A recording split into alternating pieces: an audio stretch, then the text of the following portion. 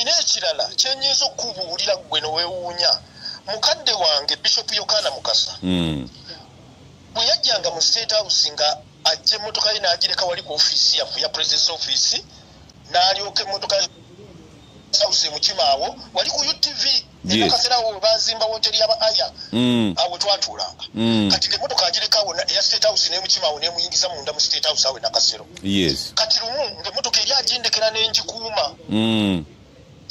lumu yava mu State House najja ne mulaba nga tayina maanyi ne mugamba kikinga obutookerere nanga nti owange si byangu ne mugamba tugende mu ofiisi naga nti sijja kwambuka mu ofiisi nangamba leeta ekisumuluzo nendeeta ekisumuluzo mwami Kwezi bwe tuba tuyingira mu mmotoka ye twogeremu katono nga tannagenda ntegeere abadde mulwadde kiki kyavanga nti mwana wange amaanyi gampwedde konze kiki nti President Museveni yamuyitanga mukama wange President yantuma ngende nsabe Ssaabasajja Kabaka wa Buganda abeera omugenyi ow'enkizo ku mbaga ya Muhoozi Kayine Rugaba nengende wa Ssaabasajja Kabaka ne mugamba nti President akusabye ojja obeera omugenyi ow'ekitiibwa ow'enkizo ku mbaga ya mutabani we Ssaabasajja n'amugamba nti kale nkiwulidde kanjogereko ne bannange nja kuddamu bwe wayita ebbanga Ssaabasajja n'akubira Bishop n'amugamba nti omanyi nti bwe nkebedde ennaku ezo ze mwogereza embaga nina ebintu ebirala ebikulu ennyo byenja okubaako ate twabipulaninga dda n'olwekyo President mugambe sijja kusobola kubanga nja kuba nina byenkola Bishop n'addayo ewa President kubanga kino ekinyamba ababiri President ne Bishop bonna bawulira Kwezi kino bajja kiwulira bombi kati Bishop adde ewa President amugamba nti Ssaabasajja nti asaalibwa tajja kuba ku mukolo gwo kubanga waliwo ebintu ebyenkizo bye yali yategekedda byatajja kukola ki kusazaako President kyava amugamba nti nedda nti kalenda yiino Ssaabasajja gimutwalire omwaka mulamba ffe gwe tumuwadde embaga eyimirire emulinde lwalifunawo olunaku essaawa 2 ajazituwe alabikeko naffe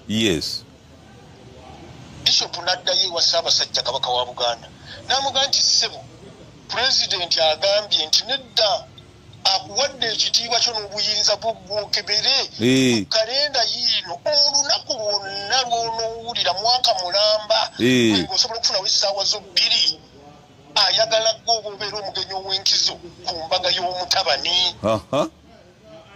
Ssaabasajja n'amugamba Bishop nti kale nja kuddamu njogerera abantu bange bwe wayita ebbanga Kabaka n'addamu n'agamba Bishop nti mugambe sijja kusobola kuba ku mbaga eyo anyambe bakole embaga yaabwe Katonda wange nkubuulira nno Kwezi Bishop addayo ewa President amugamba nti mukama wange olugendo lwontumye lunnemeredde nti kiki nti Ssaabasajja agambye tajja kusobola kuba ku mbaga eyo President naga nti nga bwe nkugamba bwe ntyo naga nti nze olutalo nalulwana okuzza Obwakabaka ng'abantu bonna balwana nange babeesija abo nga balwana nembalwanyisa okuzza Kabaka bwe namala bwe baali bagenda omutuusa Naggalabi nakeera essaawa 12 emikolo gyonna gyakolwa ndaba era navaayo kiro ng'emikolo giwedde kiro Kabaka yasooka n'okuvaawo ekyokubiri Ssaabasajja bwe yali okubenkanamu n'Abaganda mu kitegeere ng'awasa bwe yali awasa Nnaabagereka Sylvia Nagginda wajja ku mbaga eyo ne Maama Janet era waliwo ekifaananyi ekyafuluma nga President ne Maama Janet bafukamidde okusabira omukisa Ssaabasajja yayimiridde atudde butuuzi nga bano balinga abafukamidde mu maaso ge n'agamba naye Ssaabasajja naaba nga tasobola kufuna ssaawa 2 mu mwaka omulamba Bishop n'agamba President nti kkiriza nti ekyo Katonda kyasazeewo mukama wange kkiriza tugende n'ekyo President n'agamba Bishop Mukasa nti nkwagala okulira emikolo gyonna egy'ekkanisa gw'ogenda okugatta omwana wange gw'ogenda okukola biki. Bishop n'amugamba ssebo neeyanziza naye si kituufu ekyo kubanga nze ndi mulabirizi eyawummula naye tuleete Ssaabalabirizi Mukama wange agatte nze n'abuulira era bwe gutyo bwe gwali naye Bishop Abanankole baaliwo we bali twalina Amos Betungula ne Yoramu Bamunoba Bishop Justus Kamanyire n'abalala Abanankole we bali ono yagamba ba Buganda omukwano ogwo tusobola okuyitamu okufuna ebintu bya Buganda obudde buno bwonna abaana abo babuwonoonye kakati buli lwogamba pulezidenti nti anyimye aganya okutuddiza ebyaffe olimba abatuwuliriza ssebo omulangira David Kintu Wasajja nze sisobola kwanukula Ssaabasajja Kabaka gwe kwanukula olimba abatuwuliriza ate ekituufu okimanyi kubanga omulangira David Kintu Wasajja bamaama be balangira be Mwankole Bahima bano bakojjaabe bano bakojjaabe asobola okwogeraganya nabo sikyo tekyetagisa kujja ku Kereziya. Yes, all right. Fenna tulowooza nti Kabaka teyandiganye kiika ku mukolo gwa Muhoozi. Mwami Yoweri Kaguta Museveni ge yali amutumyeko okubeera omugenyi omukulu. Naye olowooza Kabaka lwaki Kabaka yagaana okiika ku mukolo guno? Kiteeka okuba nga Kabaka ayina ensonga. Yo waayi, olowooze wabanga waliwo ensonga kye kiyinza okuba nga kye kyanyiiza Mwami Yoweri Kaguta Museveni n'okutuuka okujja Buganda ku maapu ya Uganda. Golowooza nsonga ki webanga seeno? Ye waayi, olowooza Kabaka ki ekyamulobera okukiika ku mukolo guno? Kubanga omukisa gwonna baagumuteerawo opportunity ng'olaba talina waakiviiramu. Naye omuntu watuuka okugaana ng'olaba options nga n'ekyokwekwasa tekiriiwo n'agaana. Golowooza Kabaka ki kye yali azudde era ki kye yali asengezze? Nkwaniriza mu comment section ku UG Update TV. Yes, nkulamusizaako nnyo mukwano gwange yonna gy'osinzira okuba ng'otuwuliriza bwenna omuwuliriza wa UG Update TV. Mukola ky'amaanyi nnyo okwekuumira ku mayengo gano. Mmwe abali emitala w'amayanja, abali mu diaspora, nammwe mbalamusizaako nnyo sibeerabidde kubanga wemmwe mpagi luwaga abayimirizzaawo amayengo ga channel eno okuba ng'ekulaakulana n'okutuusa eddoboozi lyammwe eri abantu be muba mwagala libatuukeko bonna bonna. Abali emitala w'amayanja yemba menye ntya abali e Qatar, Dubai, US, UK, abali mu South Africa, abali ku muliraano mu Kenya, Nairobi, abali mu Canada, abali mu Dubai, mwenna mbaanirizaako nnyo mwe bali kwekuumira ku mayengo gano aga UG Updates TV. Kakati nno era mu ngeri y'emu twagala obbategeeza mikwano gyaffe nti enamba y'essimu gye tutadde mu WhatsApp gy'olaba eyo eri mu kikala ekimyufu, eri mu people power color. Eyo nno gwayagala okuba ng'olanga naffe gy'ogenda okuba ng'oyitako gwe mukwano gwange gwayagala okukola advertisement osobola okuba ng'okuba bizinesi y'abantu. Enamba gy'oba oyitako ojja kuba ng'osobola bulungi nnyo communicatinga naffe buli kyonna ky'onooba oyagala tuteesiganyeemu nakyo gwe ali eyo ampuliriza. Mbeebazaamu ak'ensusso mmwe abagenze mu maaso okukola omulimu gw'okusubscribinga kweno channel. Buli w'osubscribinga kimanye nti oba oyongeddeko eddaala kweno channel. So mmwe mbeebazaamu ak'ensusso nammwe ababyagaliza ab'enganda bako n'ab'emikwano mbakubiriza okusubscribinga ku UG Updates TV mukolera ddala ekintu ky'amaanyi. Weewaawo naawe gwe atannaba kuba ng'otwegattako nga oliko gwe atuwuliriza osobola okugenda wansi awo waliwo ekigambo subscribe n'okikoonamu ojja kuba ng'osobola bulungi nnyo otwegattako. Buli w'osubscribe nga kitegeeza oba ogenda kuba ng'ofollowinga buli kyonna ekigenda mu maaso ekikolebwa ku mukutu guno ogwa UG Updates TV. Kitegeeza ki?